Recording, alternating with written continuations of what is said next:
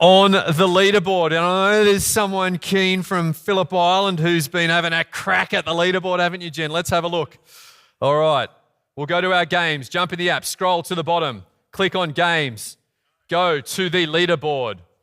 So out in front is Logan Bates. Melinda Vaughan still. He's going to take some catching, Logan. I tell you what, I had a chat to him yesterday. He is in the zone. Melinda Vaughan is second. And Dean, that is correct. Jenny Lewandowski has stepped onto the podium. Round of applause for those on the podium. I think that's really important. Let's start with a bit of energy. $250 gift card up for grabs, and there's still plenty of time. All right, let's get serious now and talk psychological science and practical experience and how this underpins the leading innovation consultancy Inventium. So we'll talk optimizing productivity, boosting innovation, and elevating your well-being. So using science to uncover the best and most efficient ways of doing things in work as we uncover the superpowers of self-storage. Now, leading us in this discussion from Inventium, Gold Coast, you know how we welcome people. Make some noise, Evelina Bereni.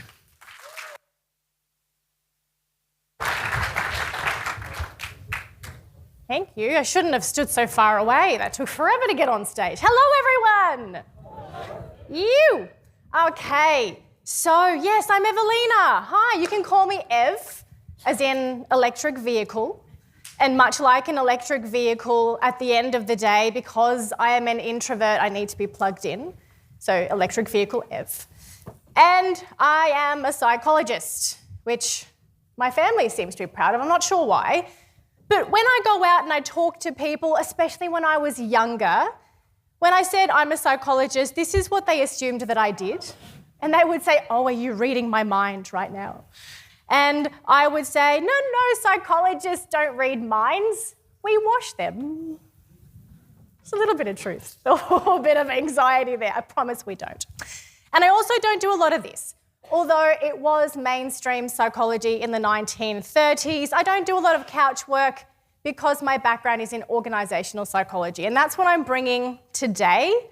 My job is to make people feel a lot more like this at work in their organisations. Get a lot more of this done. Today we'll be talking about how we do that through innovation and hopefully feeling a lot less like this very sad bulldog. But for people, obviously, not for bulldogs. And we do this at Inventium. Everything that we do is based in research and in science. So what I'll be bringing you today is lots of that research that underpins how we do best practice innovation. Because contrary to popular belief, innovation isn't just this blue sky, magical, accidental thing. If we put a process around it, then it can be very predictable and repeatable and sustainable, which is what we want when it comes to innovation. Before we go into that detail, however, as someone who understands how the brain works, I am very cognizant that we've all just come in from lunch. All of the blood is rushing from our heads to our digestive system. We're getting very comfortable in our chairs, but I really need lots of attention for the next 45-ish minutes. So what we're going to do is a little exercise. Who has heard of emotional contagion? Anyone? Emotional contagion. It is exactly how it sounds. Our emotions are contagious. Absolutely. So if I'm walking around here and I'm, a little bit sad, a little bit boring, you're all going to sit there, you're going to be very bored. If I'm excited, then you're going to be excited too. And it's the reverse. So if you want the best out of me for this session, then I need you as excited as possible. So I'm going to borrow this exercise from a bit of research. And on the count of 3, we're going to engage in a bit of trust of each other. Yes? And we're all going to say, I'm excited at the very top of our lungs. All right? You with me? 1, 2, 3. I'm excited. Ah, amazing. I think there's a prize that needs to go to the table over here. Well done. Hopefully now we're feeling a little bit more fresh, and let me know if we need to do that at any point through the 45 minutes. We can stop and do a re-energizing type activity. Before we get into the specifics of innovation, I do want to start with a bit of a definition. because it's still not stable across organizations and across people in terms of what we think innovation is. So I'd like to invite you to throw a few words, not objects, a few words at me about what you think defines innovation. What is it? What is innovation? New process. New process. Change. Ever hear anyone? Imagination.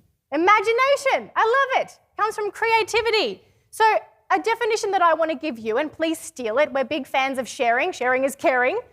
Our definition from the scientific literature that we've just extracted all of the jargon out of is that innovation is essentially change that adds value.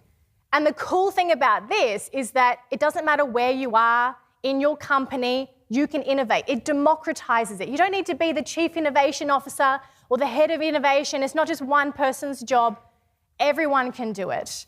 The cool thing about this as well is it encapsulates a couple of different types of innovation. There's continuous improvement or incremental, which is around your core products and services and getting those better and closer to what your customers are after.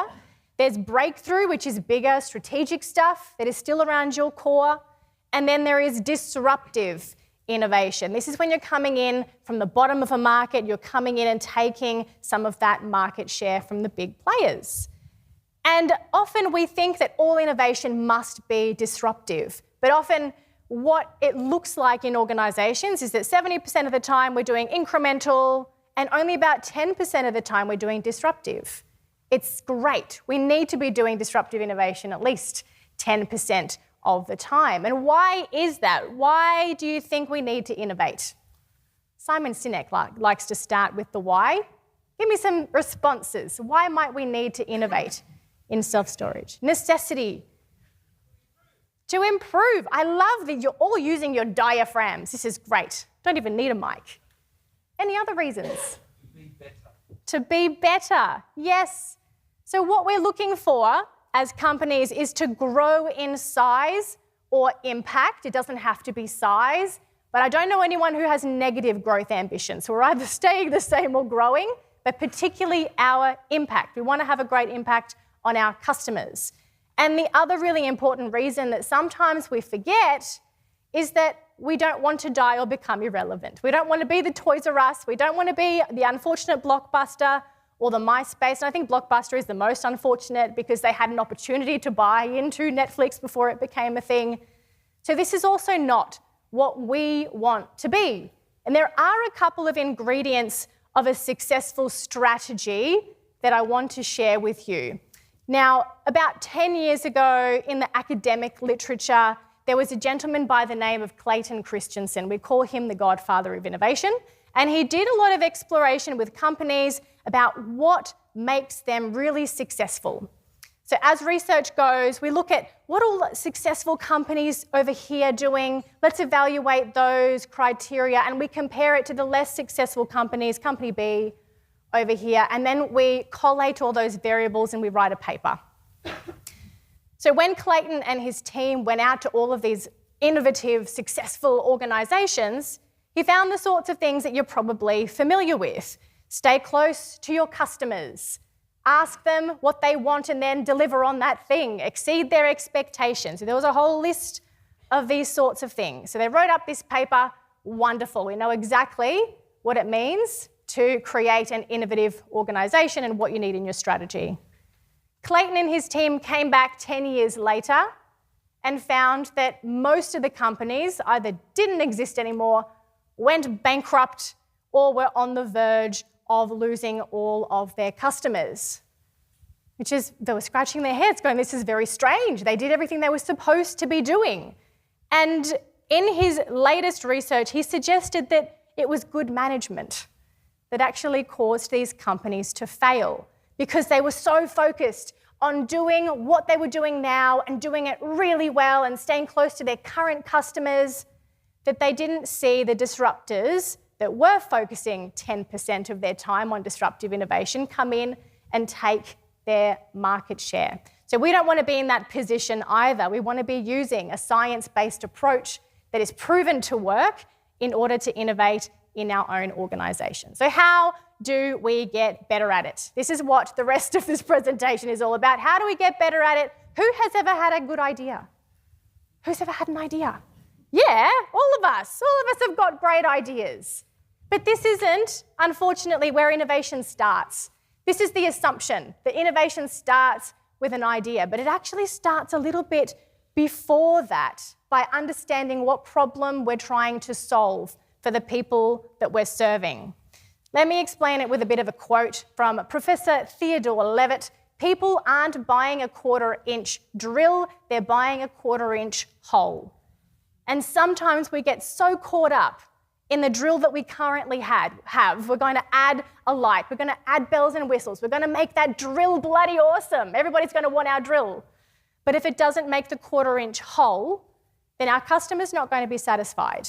And we're also not taking into account all of the other potential ways that we could be creating that 1/4-inch hole, like a laser, or some technology that hasn't been invented yet. There are lots of different ways that we can do this. But if we're so focused on our products and our services and our processes, and we're blind to what the customer actually wants to achieve, then we could be missing out on some really important innovation opportunities, because people don't buy products and services, they buy solutions to their needs and their problems. And problems can come in 3 different forms. You have functional problems. This is the thing that I need to do.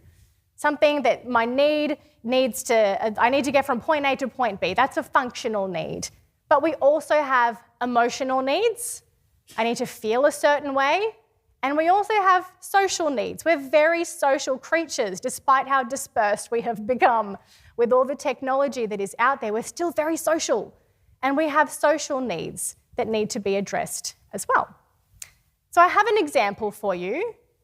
When it comes to brushing our teeth, and you've got those 3 categories of functional, emotional, and social, what is the functional need that people are trying to get done when they're brushing their teeth?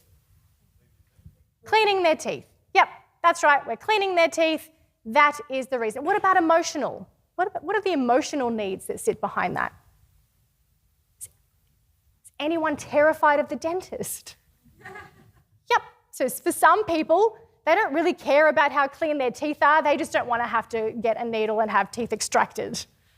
And there is also the social component. We don't want to be walking around with terrible breath and imposing that on the people in our social circle. So we need to expand the way that we're thinking about the jobs to be done or the things that we're solving, away from just the functional solution, more towards the needs, and also looking at emotional and social needs. So I do have, and this is a really, really basic approach here. So this is not just what you do, but your customers don't simply want to pay for a lockable space. If you cast your mind back to Michaela's presentation on the state of the industry, there's lots of information in there that we can start to look at and then dig further, because that's the starting point, right? We actually need to have conversations with our customers to understand how we can make those sorts of things happen. And these are some of the areas that we might have needs that need to be met. We've got a lack of space at home. Solving that need is going to be different to if you're frequently traveling or if you're storing hobbies and collectibles. If we take this jobs to be done type lens, then we can come up with solutions that actually solve the most compelling problems for our customers, rather than looking at what sort of solution we already provide. So after this session today, I want you to have, not just to think, but I want you to think about what problems do both your customers but also your non-customers. Because there are people out there walking around not using your services. We want to know what their needs are as well. And we want to know what solutions are not adequate enough to solve for those. Now tell me, when did you last feel frustrated? Who felt frustrated today? You guys are very chill people. Who was frustrated this week? Yeah, okay, various levels of frustration. Probably didn't need a poll for that. What about for your customers? When did we last ask our customers or our non-customers if they were frustrated? Who's last asked in the last month? and a survey doesn't count. Satisfaction survey doesn't count. Who's asked in the last 6 months? What about in the last year? Or can't remember when we last asked. Whose arms are just sore? Not really doing this, thank you, doing the scientifically validated voting. Right, so let's get into the habit of mining for those customer frustrations, because that is innovation gold. We call it the seed capital of innovation.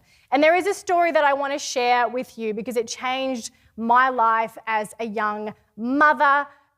This was very frustrating for me. This was not actually a picture of my son, but when I did have kids for the first time, as a sleep-deprived person, I would drive around to my local petrol station, I would fill up the tank, and of course, my child Henrik was asleep. He would be able to sniff out a petrol station within 100 metres, and he would be asleep by the time I bloody got there. And every time without fail, I would have to lift him out, try not to wake him, and then there was screaming as we went to the cashier and we paid for the petrol and then returned to our car, strapping him in, still screaming, not wanting to be in the car seat that he previously didn't want to get out of. So that was really frustrating. I went looking for a solution, and the solution was BP Me, and it looked like this to me, actually, when I first located it, because this wonderful app allowed me to roll up, fill up my car, and pay without even leaving my car seat. And I was willing to pay the extra money to save my sanity to do that. If BP Me hadn't thought about the different customer needs, what reasons people would want to pay remotely versus going into the cashier, they probably wouldn't have come up with this solution. So the takeaway here is for us to be more BP Me, understand needs and find frustrations rather than focusing on the products and the solutions that we're currently providing. All right, so this whole identification of problems, this sits at the front end of what we call a best practice innovation process. So we identify all of those things, we set our challenges, and only then do we come to the point at which we start to generate ideas. And for that, we need some creativity. So we're going to do a very short creativity assessment here, which is going to need to use your arms, people. Okay? So for those who believe that they're really, really creative, in a moment, I want you to point your arm, one of your arms, up to the ceiling. If being creative is your worst nightmare, keep your arm down by your side. And if you're somewhere in the middle, then put your arm somewhere in the middle. Away you go. Where are you sitting in terms of your creativity? Yep, okay. Thank you. And I've got a couple of teapots as well. Thank you. Cool, thank you. You can pop your arms down. So you might think that those people around you that had their arms high in the air, that they're born with it. They're born with creativity. I need to go talk to those people about being creative. But actually, the literature suggests that we're only 30% predisposed genetically to being creative. The other 70% can be made up with tools and strategies, 2 of which I'm going to show you now. But you can introduce stimulus. You can go wide, read lots of different literature and store all that information in your subconscious brain so that it's ready to be retrieved when you need to be innovative. And that retrieval is really interesting. So I'd like to know, where do you get your best ideas? Shout it out to me. Where do you get your best ideas? Shower. Yes. Yep. Shower. What else? Toilet. Driving the car. Yeah, it's amazing how more frequent. So I've been doing these sorts of presentations for about 10 years, and shower just keeps going up. Do you know why that is? Exactly. Most of us don't take our screen into the shower, but we take it onto the bloody toilet. And it reduces our levels of creativity because we need those times of unconscious brain use for those ideas to pop in at really inopportune times. We like to call them the 3 Bs, the bed, when you're falling asleep, out of the gutter, people. Falling asleep or waking up in the morning. bathroom or bus. So bus stands for commute. I mean, driving my car, all those sorts of things. But even driving our car now or our bicycles or walking, we listen to podcasts or we listen to music. So the fourth B that I want to introduce is boredom. And this is something that we need to practice because a lot of us are not comfortable being bored. We feel like we need to fill every moment of our day with something productive, but you're not activating your default neural network, that subconscious that helps to come up with those really great ideas where we have unlikely associations that happen and they come at those really inopportune times. And why I say that is because we all assume that we have an excellent memory. My father in particular thinks he has an excellent memory. And I'm sorry to tell everyone, but as you age, your memory reduces, your confidence goes up in your memory, but your actual ability goes down. And this is really detrimental to creativity because two things normally happen.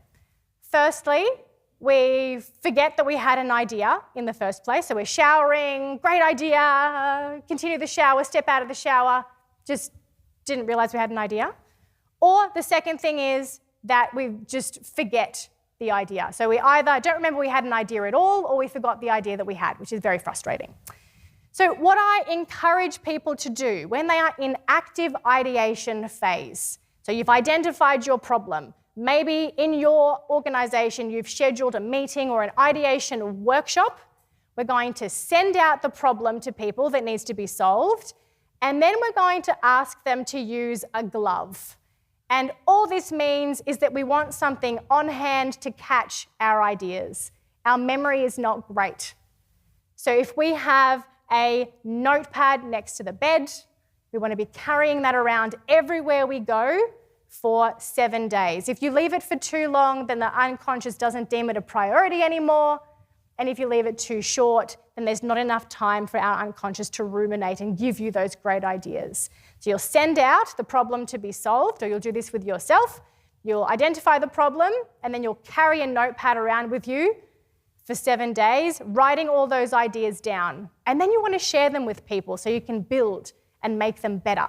But always have something on hand. And if you're a techie person, there is a great app that you can install on your Apple Watch called Whisper Memo, where you can talk your idea into it and it sends you an email with that text transcribed, and it's free at the moment.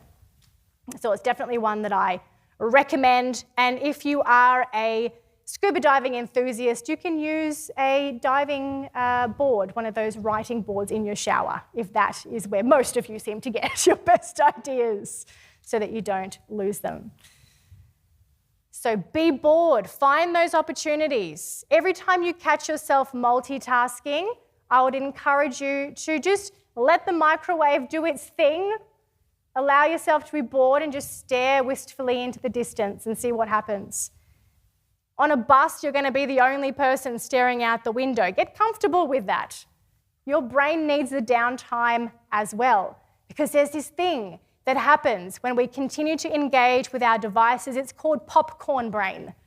It actually looks like popcorn is popping in our neurons when we continue to engage with our iPhones and our iPads, and it rewires the way that our brain works so that we're looking for that constantly. So now we need to undo that, particularly with our kids and our teenagers, and get them off so that we can stop the popcorn brain from happening and regain our focus and extend that focus for a little bit longer. Okay, so that is the first creativity suggestion. I have another one, but before I do, I want to play a little game, which is describe that thing. I want you to tell me what you see here.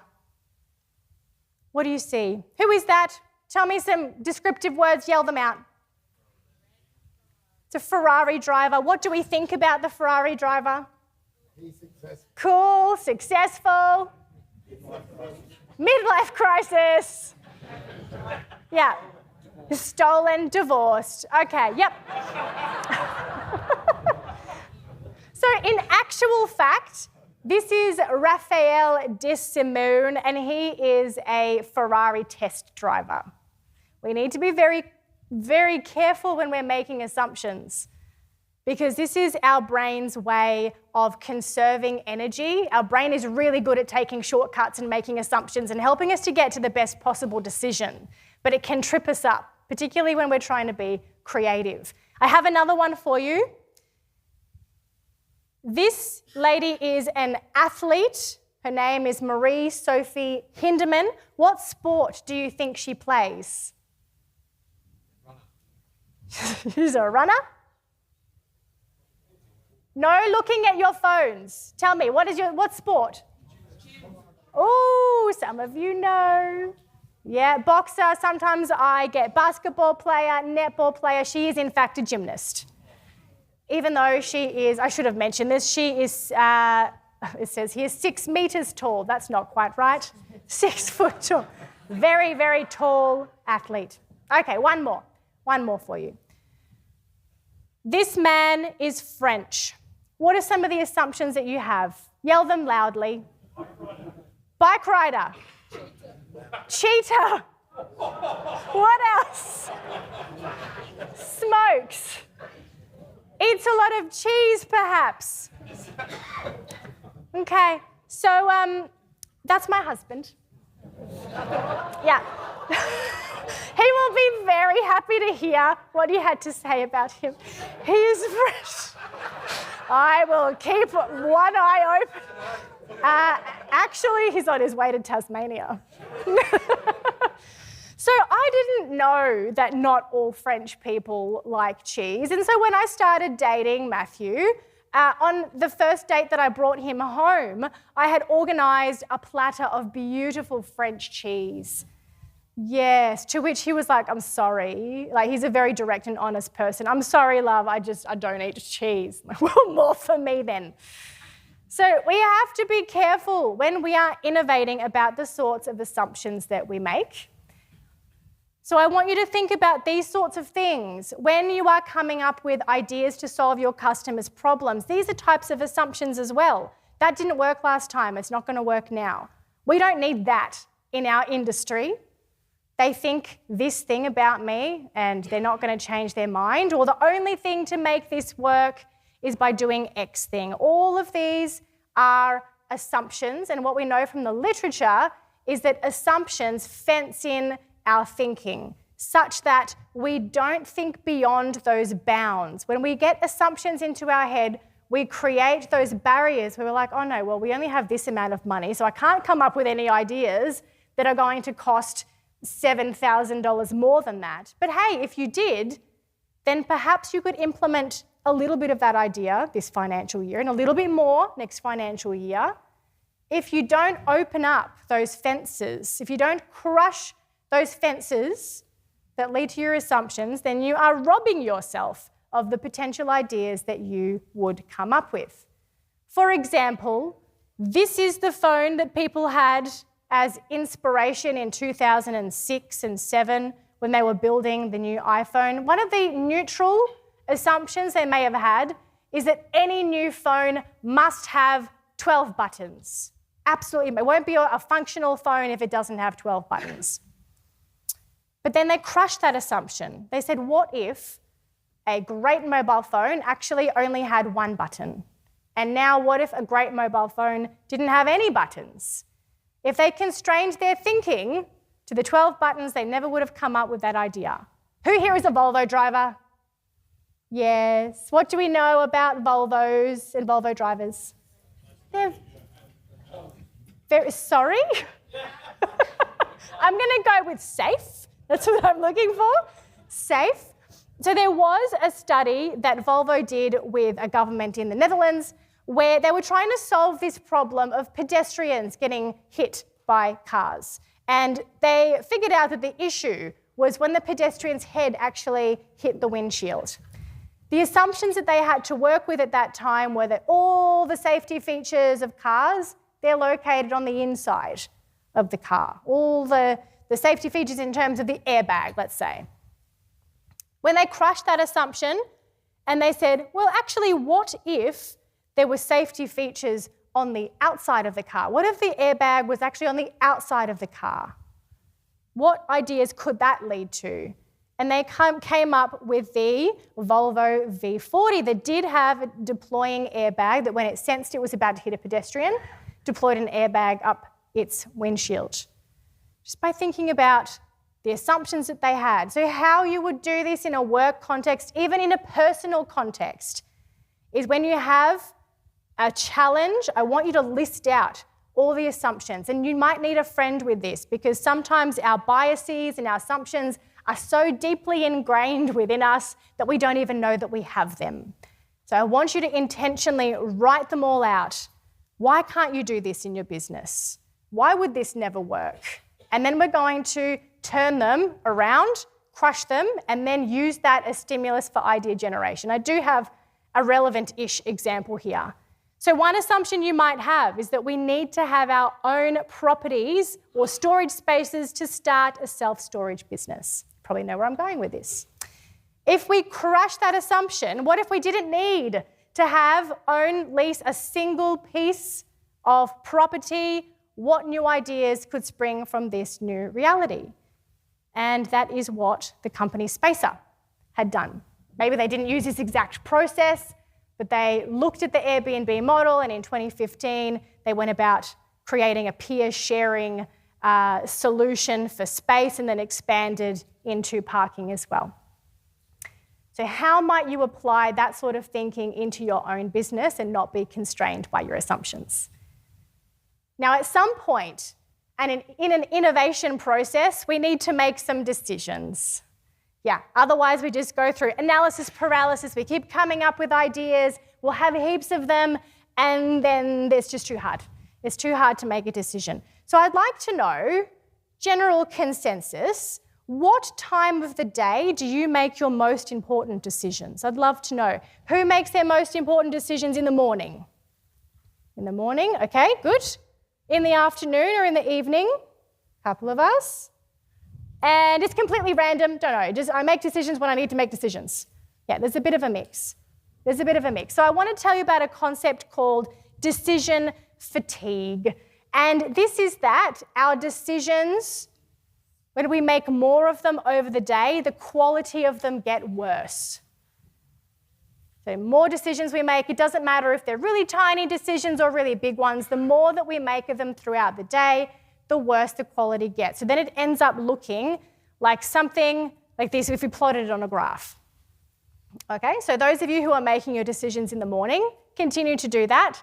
And let me tell you as well, even if you have what's called an owl chronotype, where you come to life in the afternoon or the evening, this is the same for you. It just depends on what time you wake up in the day, because it's the restorative sleep that we have. Our brain goes through a bit of a dishwashing cycle when we're sleeping. All the cerebral spinal fluid washes through our brain and gets rid of all of the gunk. We wake up after we've had hopefully 7 good quality hours of sleep. Who has that? And we have replenished our decision-making resources. So this is why it doesn't matter whether you're an owl, an early bird, or a lark. Your decisions are going to be best first thing in the morning, best quality. And I've got a really interesting study from Israel to demonstrate this point too.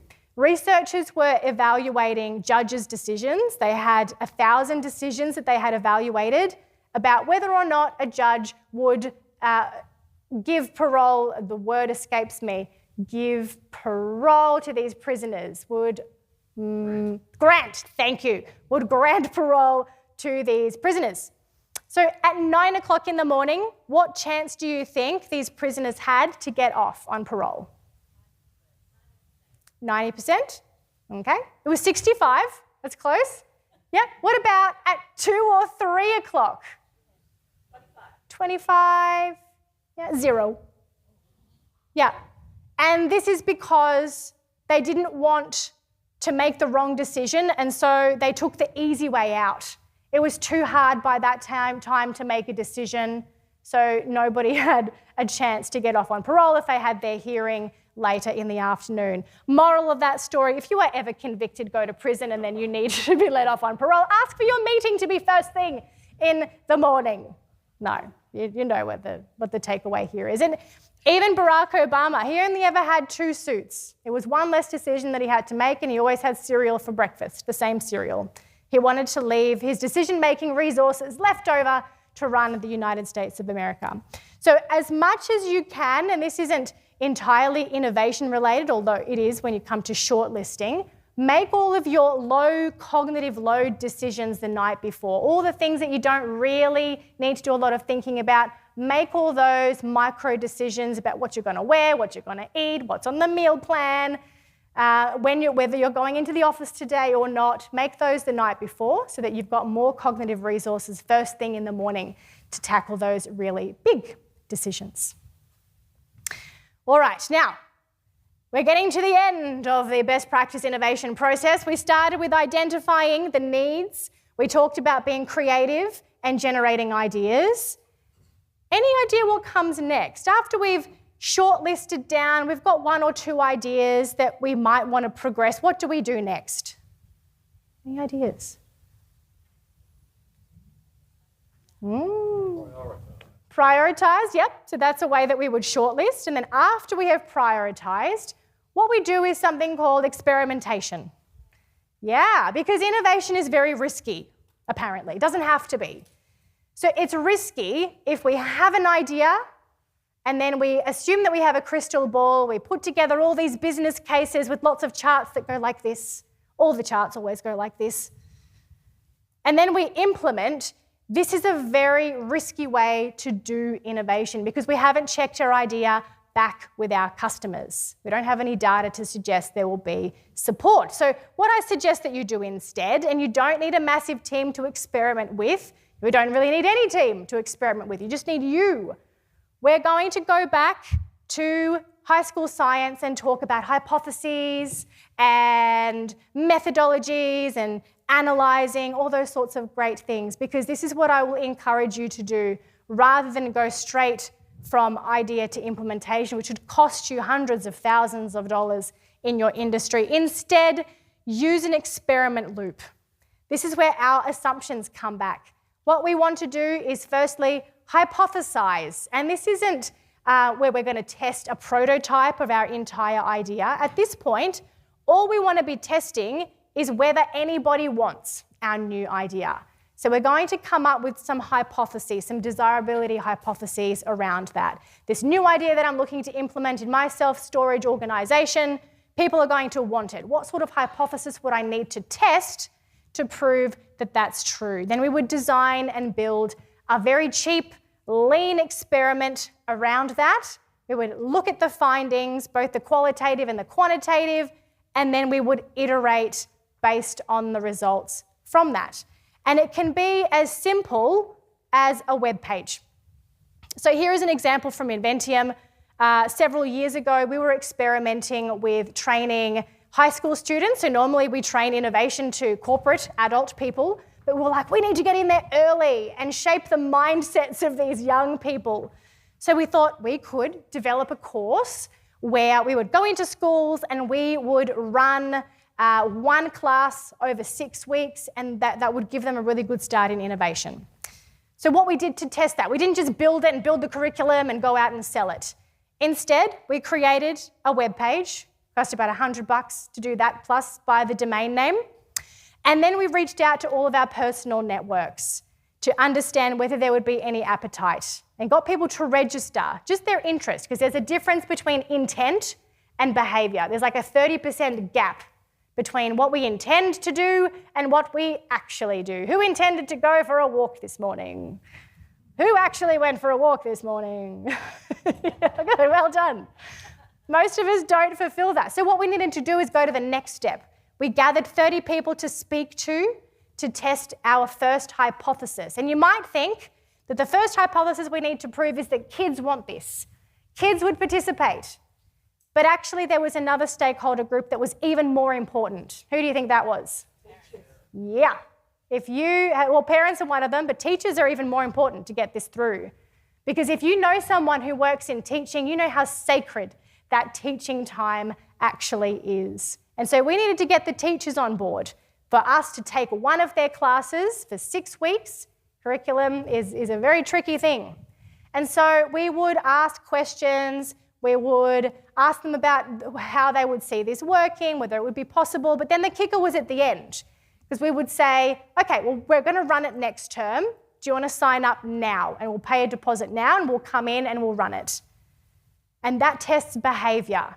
We were really lucky. We set a threshold at 75%. We said we want 75% of the people that we speak to sign up and put a deposit down. And we reached 75% in that case. So without spending too much money, without developing anything, we were able to prove that there was desire for our solution. And that's what I want to encourage you to do as well, because the innovation in your space can be very expensive. So break it down, test it as leanly as you possibly can, and run experiments to do that. All right, we have covered a significant amount of ground, everyone. Let's recap. We talked about finding your frustrations at the very beginning of your innovation process. We talked about catching your ideas using a glove and crushing your assumptions. We suggested making your decisions first thing in the morning. And finally, running experiments. And with that, I'll skip that for a second. This is what I want you to consider, that innovation is seeing what everybody has seen and thinking what nobody has thought. Thank you, everyone, for your time. Thank you. And we have time for questions. Let me go Time back for a quick moment. question or two. Throw those hands Yes, please. in the air. Wave them like you just don't care. I have a question to get started in lieu of audience, because there's plenty. Any advice around cutting through the noise, the faster horses thinking? So we speak to our customers, we try and work out what they want, but often what they want isn't what they really want. They want something else. So thoughts on that? Yes, often people don't actually know what they want. So this is where I like to use, and you can research this in your own time because it's a bit of a concept to get into, but jobs to be done theory, where we are looking for what people are trying to achieve. So when they give us a solution, they're like, we want you to start installing disco balls within each of your storage spaces. Say, okay, well, that's great. But what would that achieve for you? What would that do for you? That is the magic question that we need to be asking. And it's not enough just to be looking at desktop research and numbers. We do need to be speaking to people to get that richness. But jobs to be done theory, people. Look it up. I like the jobs to be done theory, looking around for questions because I've got plenty more. Catching ideas. Now, that was the individual, me carrying around a journal. Yes.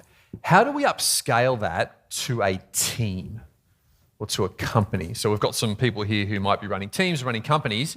What might they do to create a more innovative catch on a broader level than just one person? So I would still do that because you're getting individuals to bring all of their ideas and then you would bring them to a forum. So say you would run a half-day innovation session where we start off with some creativity exercises and then we introduce Glove as the first tool and we say, okay, in your groups, and we would do groups of 5 because if you do more than that, then it's just chaos. Any less than that, you're not getting people bouncing ideas around. So we would have people bring their Glove and they would discuss and build on their ideas, and we capture it in something called a newsflash template, which is an A4 piece of paper on its side horizontally with a T drawn. You've got your headline, you've got your detail, and you have got your image. And if you're capturing all of those things in a structured way, then you can walk out of an ideation session without reams and reams of paper that you cannot read your handwriting.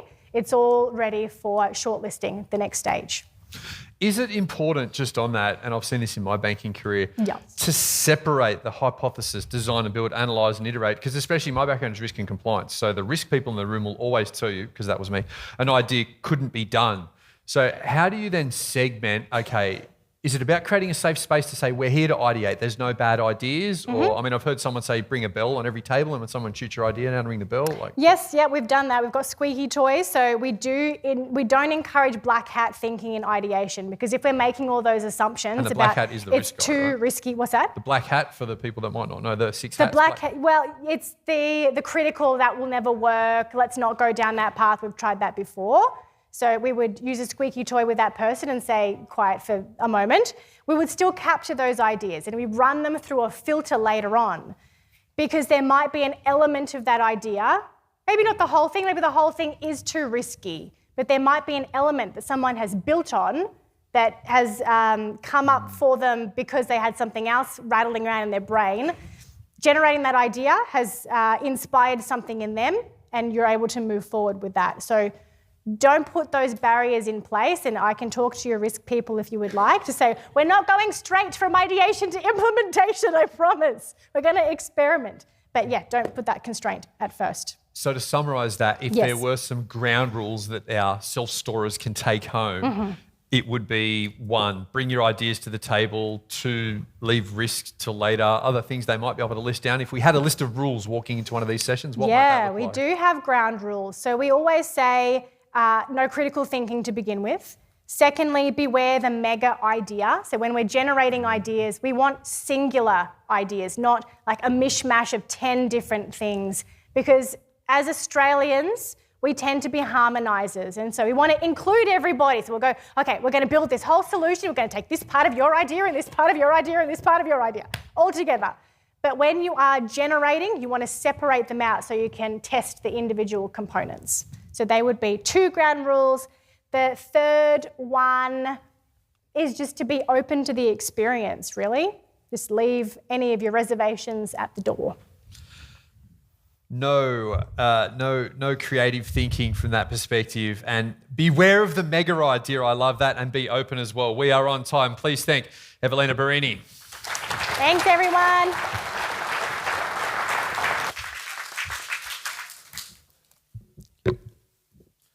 All right, now it is almost time to think about what workshop you are going to be in next. A tiny bit of housekeeping before we do. Dinner tonight, 6:30 p.m. There's Under the Sea with independent owners, where you'll meet like-minded operators over a seafood extravaganza hosted by SSAA directors Ned Coaten, Adrian Wild, Brett Hayes and Lizzie Ruthland. Then we've got New Zealand Nights with Aaron Alsweiler and the balmy breezes of the Tambourine Terrace, hosted by SSA director and NZ representative and GM of Safe Store, Aaron Alsweiler. Check that out. And dinner with industry leaders Sam Kennard and Michael Alfacci is another option. So make sure you check that out. Places are limited, and I do believe you did need to register, so make sure you've got that. That is this evening from 6:30. Right now, we've got 3 streams. 3 streams. We've got self-storage operations in here. We've got development and construction in the Springbrook, and container and mobile storage in Binnaburra. So take 30 seconds, open your phones, open your apps, because some of you will be leaving for our different streams. Some of you will be staying. Jamie, I don't know if we've got any Jeopardy or thinking music while people decide where they've got to be, but it's either self-storage ops in here, development construction in the Springbrook, container and mobile storage in Binnaburra.